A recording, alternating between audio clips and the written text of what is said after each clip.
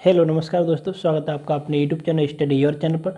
तो कैसे हैं आप लोग, एक बार मुझे कमेंट बॉक्स में ज़रूर बता दें। तो आज हम बात करेंगे अपने इस चैनल पर लोक प्रशासन के बारे में। लोक प्रशासन से संबंधित कोई भी क्वेश्चन आपका किसी भी एग्जाम में या कहीं भी आ जाए, कहीं भी किसी भी एग्जाम में आपको मिल जाए, अगर लोक प्रशासन से संबंधित कोई भी प्रश्न, तो मैं कह रहा हूँ कि इस वीडियो को देखने के बाद में आपका ये कॉन्सेप्ट आज बिल्कुल क्लियर हो जाएगा। सुना होगा लोक प्रशासन के बारे में, नहीं सुना है तो आज हम इसी के बारे में चर्चा करेंगे। और इससे पहले मैं आपसे थोड़ा सा अनुरोध है, यदि आप चैनल पर नए हैं तो बस इसे सब्सक्राइब कर लीजिए और बेल आइकन को भी प्रेस कर दीजिए, ताकि रोज आने वाली वीडियोज की नोटिफिकेशन आपको मिल जाए सबसे पहले, वो भी बिल्कुल मुफ्त। ठीक है, तो बात करेंगे लोक प्रशासन आखिर है क्या, लोक प्रशासन का अर्थ क्या है, इसकी परिभाषा क्या है और इसका मतलब क्षेत्र क्या है। तो इसी के बारे में बात करेंगे। देखते हैं लोक प्रशासन।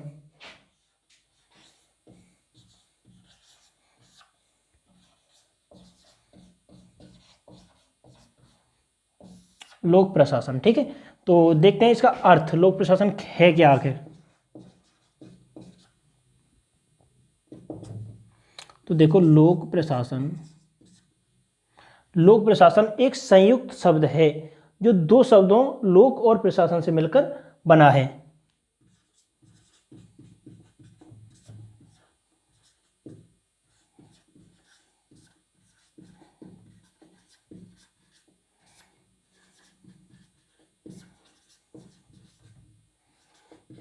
जो लोक और प्रशासन संयुक्त शब्द है, जो लोक और प्रशासन से मिलकर बना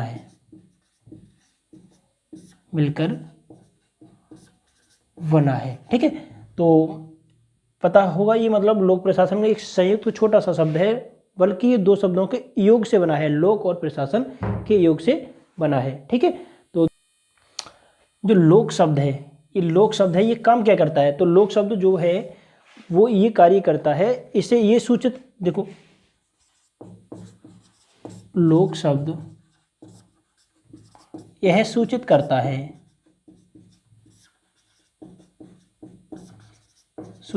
है कि जो प्रशासन है वह लोगों के हित में कार्य करे। जो भी काम किया जाता है, प्रशासन लोगों के हित में कार्य करे, ये सूचित करता है ये लोक शब्द, ठीक है।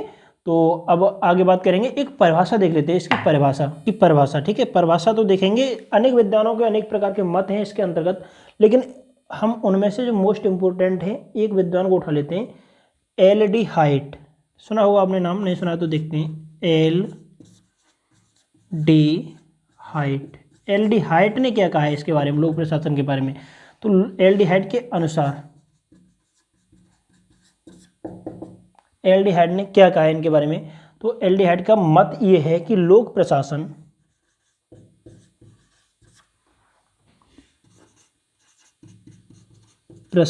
के अंतर्गत वे सभी कार्य आते हैं, लोक प्रशासन के अंतर्गत वे सभी कार्य किए जाते हैं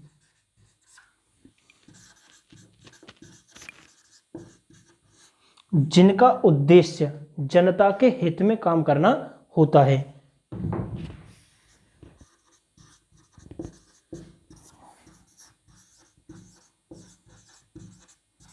उद्देश्य जनता के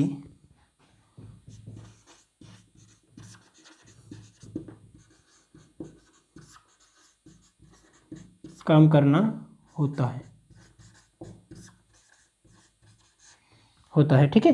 तो ये किसका मत है, ये मत है एल डी हाइट का। एल डी हाइट के अंतर्गत उनके अनुसार उन्होंने बताया कि लोक प्रशासन के अंतर्गत वे सभी कार्य किए जाते हैं जिनका उद्देश्य लोगों के हित में काम करना होता है, ठीक है। और आगे देखेंगे, बात करेंगे, ये तो मतलब इसका अर्थ हो गया लोक प्रशासन का, ठीक है। अब बात करेंगे लोक प्रशासन का क्षेत्र क्या है, तो क्षेत्र के बारे में बात करेंगे। चलो ये मिटा देते हैं, देखते हैं।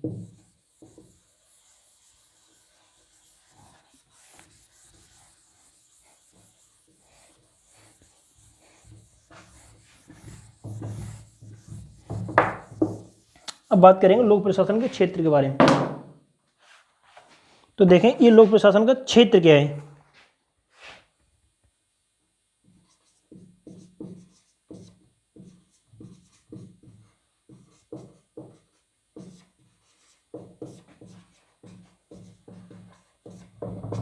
लोक प्रशासन का क्षेत्र, तो लोक प्रशासन के क्षेत्र के अंतर्गत अनेक प्रकार के दृष्टिगत कोड आते हैं। ठीक है, तो हम पहले बात करेंगे व्यापक दृष्टिकोण के बारे में। देखते हैं, नंबर 1 है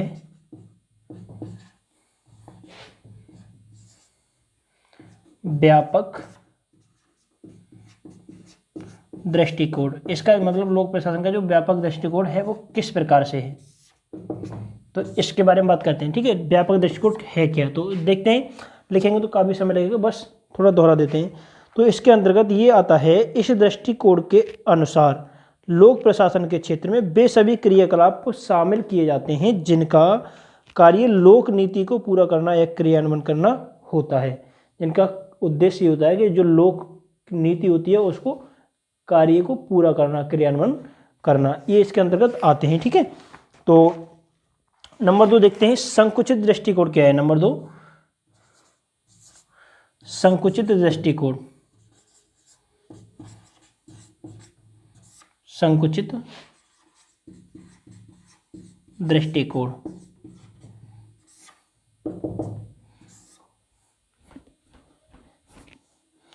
संकुचित दृष्टिकोण में क्या है, तो अनेक विद्वानों के मत ये हैं। कुछ विद्वानों ने लोक प्रशासन का क्षेत्र बहुत छोटा बताया है, संकुचित बताया है। संकुचित का मतलब क्या है, उनका संबंध या मानना ये है कि उनके अनुसार लोक प्रशासन का संबंध शासन की कार्यपालिका जो शाखा होती है उससे है। प्रशासन की जो शाखा होती है उनका मत ये है कि इसी से है लोक प्रशासन का पूरा संबंध। तो कार्यपालिका की बात करते हैं तो इसका अभिप्राय उन क्रियाकलापों से होता है जो केंद्र, राज्य व स्थानीय सरकारों की कार्यपालिका शाखाओं द्वारा संपादित की जाती हैं। जो चाहे केंद्र सरकार की कोई शाखा होती है या मतलब राज्य सरकार की शाखा होती है, वो उनके द्वारा संपादित करके उसमें कुछ विस्तार किया जाता है, उसका ये संकुचित क्षेत्र का अंतर्गत आता है ये। ठीक है, उन विद्वानों का ये मानना है। तो अगर बात करेंगे मतलब इसके अंतर्गत भी कई प्रकार के क्षेत्र आते हैं। जैसे बात करेंगे हम पहले क्षेत्र पर, तो इसके अंतर्गत पहला आता है संकुचित के अंतर्गत कार्यपाल की क्रियाशीलता का अध्ययन।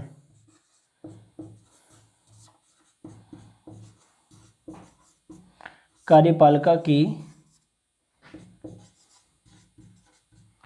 क्रियाशीलता का अध्ययन।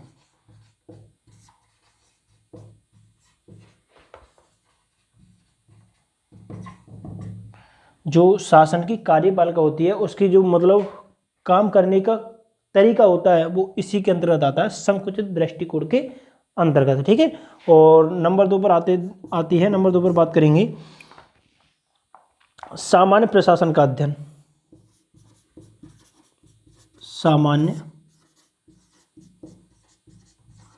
प्रशासन का अध्ययन।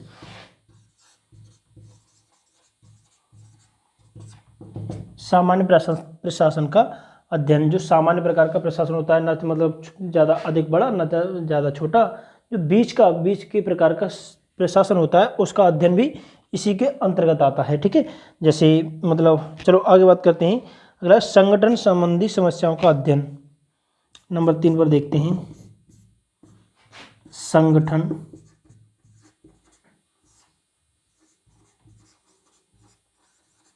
संबंधी समस्याओं का अध्ययन।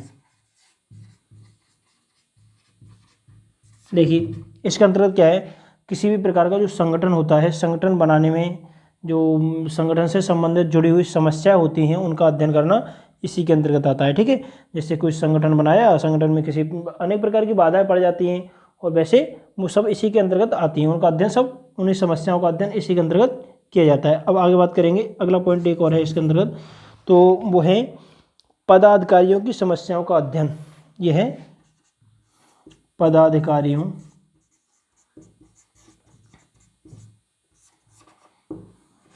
की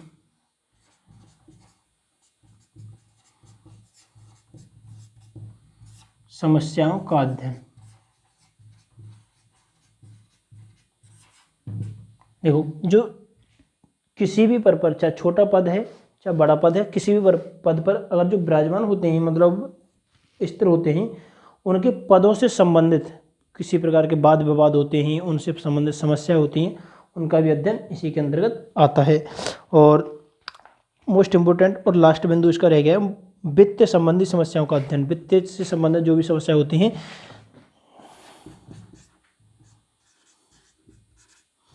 वित्त संबंधी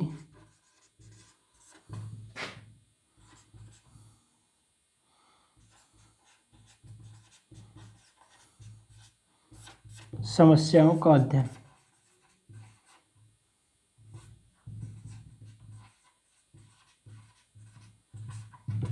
ठीक है, किसी भी प्रकार के वित्त से संबंधित जो समस्या होती है वो भी इसी के अंतर्गत आती है।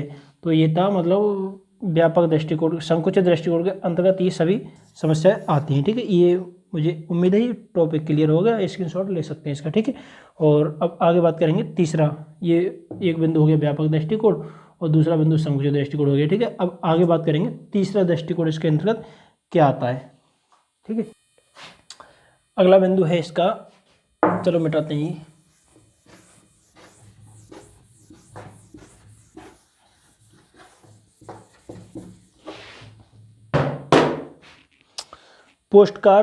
पोस्टकॉर्ब दृष्टिकोण क्या है? तीसरा बिंदु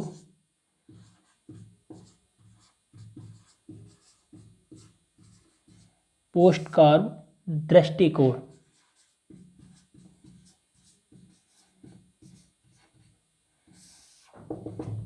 देखो पोस्टकॉर्ब दृष्टिकोण क्या है? पोस्टकॉर्ब शब्द, ये पोस्टकॉर्ब शब्द की उत्पत्ति कैसे हुई है, कहाँ से बनाई है पोस्टकॉर्ब शब्द? तो पोस्टकॉर्ब शब्द है अंग्रेजी भाषा के 7 शब्दों के पहले अक्षर से इसकी उत्पत्ति हुई है। 7 शब्दों के मतलब पहले अक्षर से इसकी अंग्रेजी भाषा के 7 शब्द लिए गए हैं, उनके पहले शब्द से पोस्टकॉर्ब की उत्पत्ति हुई है। तो इसका दृष्टिकोण क्या है? तो पहले हम विस्तार से समझते हैं पोस्टकॉर्ब के बारे में। ठीक है, तो देखते हैं पोस्टकॉर्ब क्या है। तो देखो POSTCOR और B। ठीक है, तो देखते हैं P से क्या है। P से है प्लानिंग, PLA प्लानिंग। प्लानिंग माने होती है योजना बनाना, योजना बनाना। ठीक है, और ओ से होती है, ओ से बताया गया है, ओ से है ऑर्गेनाइजिंग, ऑर्गेनाइजिंग।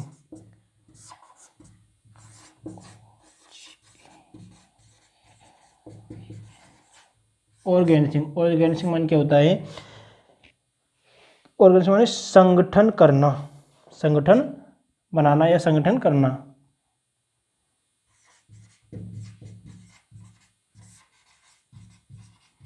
संगठन करना। ठीक है, और एस से देखो, एस से क्या है?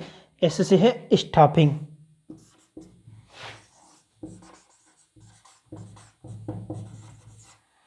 स्टाफिंग का मतलब क्या है? स्टाफिंग का मतलब है कर्मचारियों की व्यवस्था करना, जो कर्मचारी होते हैं उनकी व्यवस्था करना।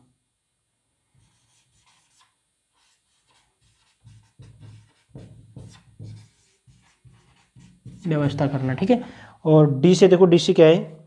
डी से है डायरेक्टिंग, डी से डायरेक्टिंग।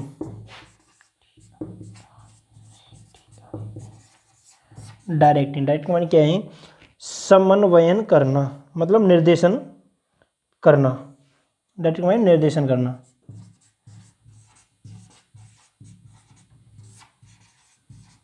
निर्देशन करना। ठीक है, और आगे बात करते हैं CO। CO से क्या है?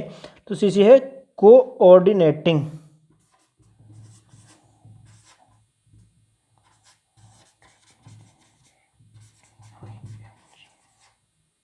ऑर्डिनेटिंग। ऑर्डिनेटिंग मान क्या है? इसके अंतर्गत आता है सूचना देना, मतलब निर्देशन हो गया, और ये मतलब अब आएगा समन्वयन करना। समन्वयन करना। ठीक है, और आगे आर से बात करते हैं। आर से हो जाता है रिपोर्टिंग।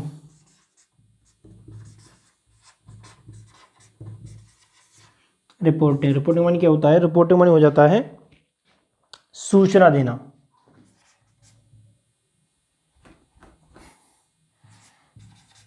सूचना देना। ठीक है, और अगला बिंदु रह गया वी। वी से क्या है? तो वी से हो जाएगा वुड गेटिंग।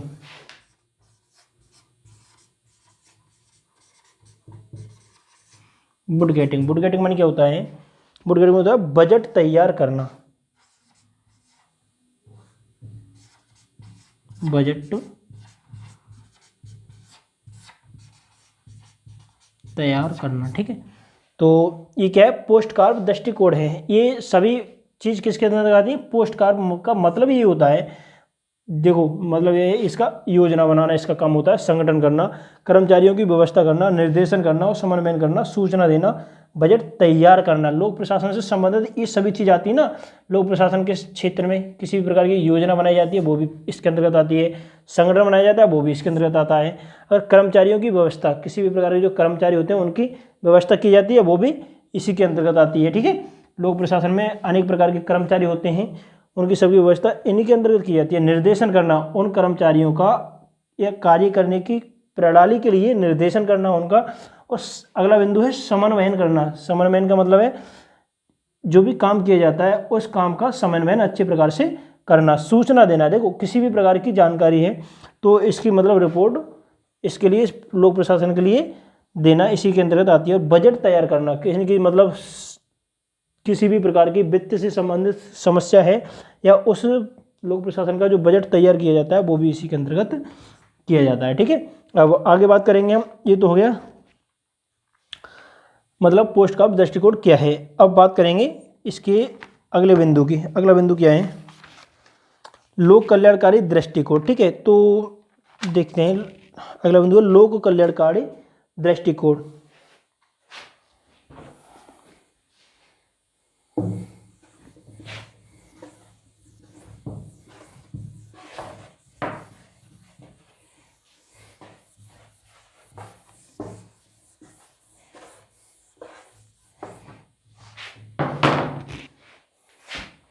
चौथा मोस्ट इंपोर्टेंट और लास्ट बिंदु ये है,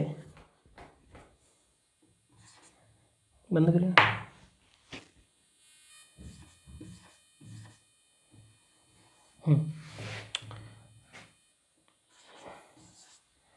अगला और लास्ट मोस्ट इंपोर्टेंट बिंदु है लोक कल्याणकारी दृष्टिकोण।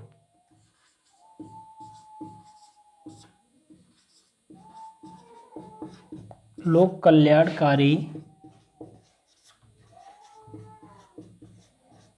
दृष्टिकोण।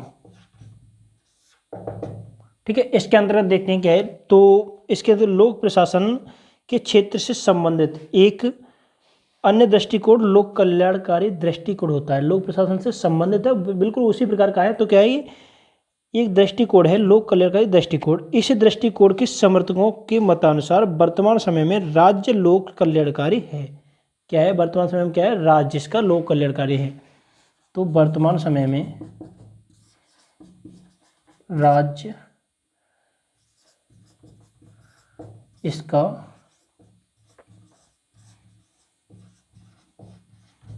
कल्याणकारी है। ठीक है, तो कौन है वर्तमान समय में? राज्य इसका लोक कल्याणकारी है। तो अतः ये लोक प्रशासन भी एक लोक कल्याणकारी ही माना जाता है। दोनों का लक्ष्य एक ही होता है। दोनों का लक्ष्य एक ही होता है। क्या है? जो लोग होते हैं उनके हित में काम करना, जनता के हित में काम करना। राज्य हो चाहे केंद्र हो, केंद्र सरकार हो या राज्य सरकार हो, दोनों का मतलब एक ही है, लोगों के हित में काम करना।